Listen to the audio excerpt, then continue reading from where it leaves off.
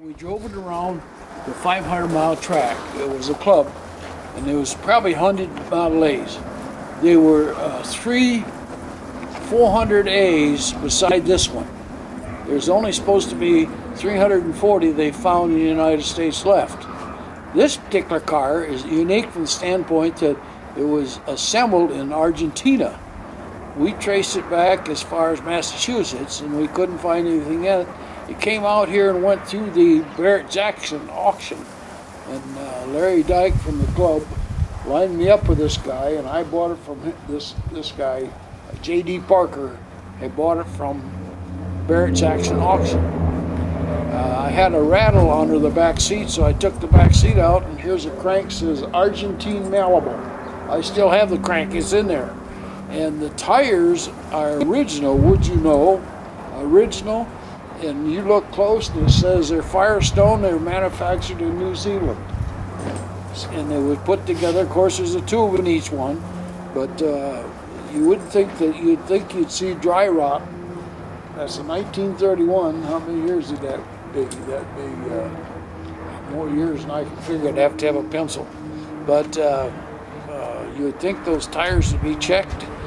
But I've never had a flat, and they just are good today as it was when they put them on. The car says it's only 15,000 on it. Whether there's that many miles on it, missing.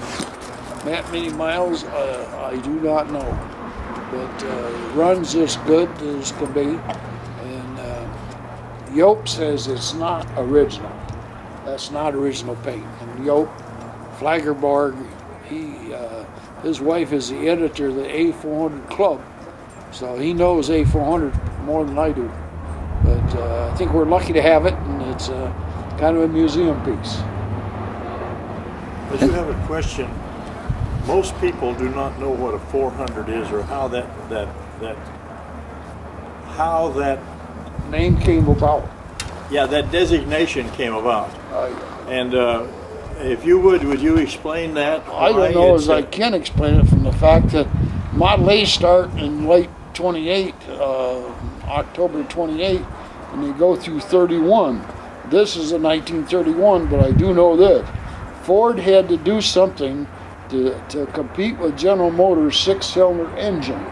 You see, General Motors 29 came out with a 216 Chevrolet engine that would run the tail off of Model A's, and back then everything was speed. Everything had to have the fastest horse and the fastest car. Ford thought if he could come out with something real fancy, that would offset his sales that he was losing to Chevrolet.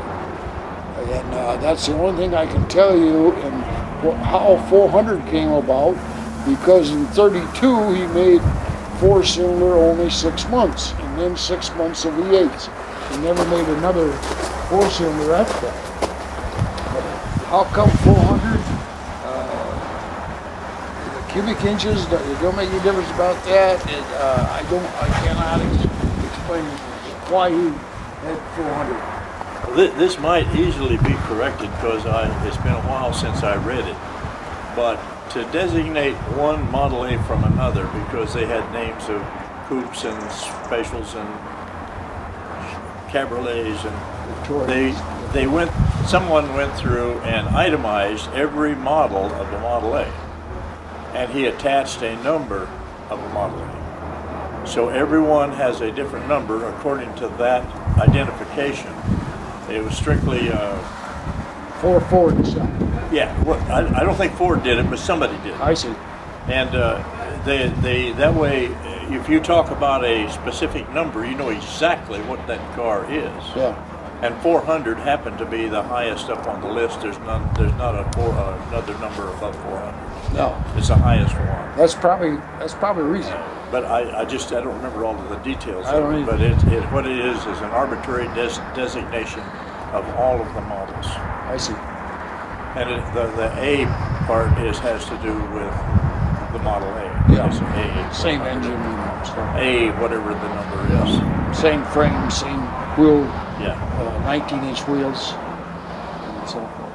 But it was supposed to be a super deluxe car. I saw one in Gilmore Museum in Kalamazoo, Michigan. It's in his his museum is not as good a shape as this one. So it's kind of like museum piece. Yeah, as a rule, the ones in the museum look immaculate, but they won't run because they've been not kept. They don't have to. Yeah, that's right. And that's why a museum won't pay you.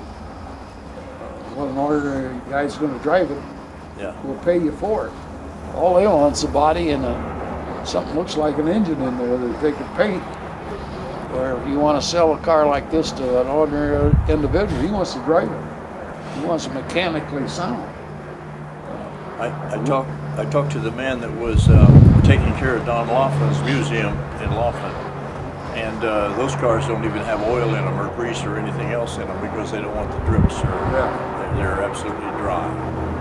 Just all they are is like a mannequin sitting there. They have no function. That's called a coil on the front there.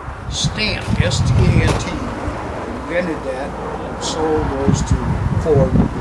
And right in the center, is that the one that has one? It doesn't have a temperature gauge. Now my Roadster has a temperature gauge right in here. Goes down in there. This is a coil. And he asked Mr. Stant to come up with, Stant's in Michigan, and to come up with something for a radiator cap. And he first came up with a rabbit, you know, because they're fast. And Ford looked at it and said, no, he says, I want something a little more sophisticated. So he came up with this coil. When we had this car in Indianapolis, a judge came by and said there was three other A400As there, and they had upholstered over the ashtray hole.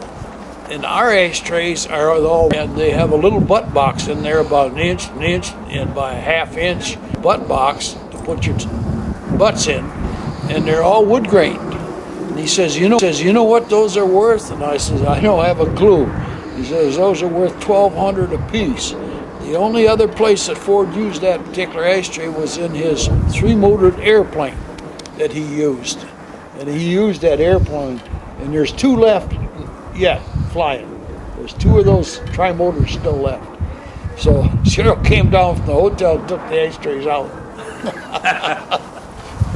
Put them in her purse, huh? Yeah, took them up to the room. $1,200 a piece. I gotta get home.